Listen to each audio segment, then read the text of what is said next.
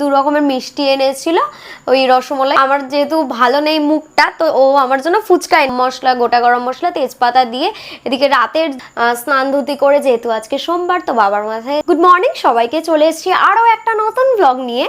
তো এদিকে সকাল সকাল বসে পড়েছি ফ্রেশ হয়ে চা খেয়ে নিতে, তারপরে ঠাকুর ঘরে চলে গেলাম স্নান ধুতি করে, যেহেতু আজকে সোমবার, তো বাবার মাথায় জল ঢালবো।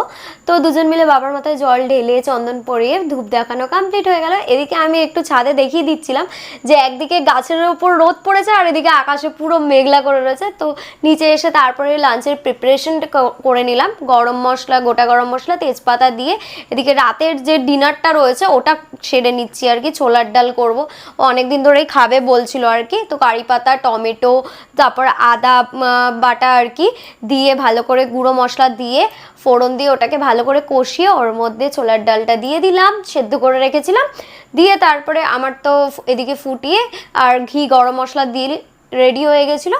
তারপরে এদিকে ভাত, মুগের ডাল, আলু পোস্ত আর আমের চাটনি দিয়ে তো লাঞ্চটা সেরেই নিলাম ভালোভাবে। তো যাই হোক, সন্ধ্যাবেলায় আবার চা করে নিয়ে চলে এসেছি, দুজন মিলে চা খেয়ে নিলাম। তারপর দেখি হঠাৎ আমার যেহেতু ভালো নেই মুখটা, তো ও আমার জন্য ফুচকা এনেছিল, ফুচকা খেয়ে নিয়েছিলাম। আর অনেকদিন ধরে লুচি ছোলার ডাল খাবে বলছে, তো রাত্রেবেলায় আমি লুচিটা করে নিয়েছিলাম, যেহেতু আজকে নিরামিষ।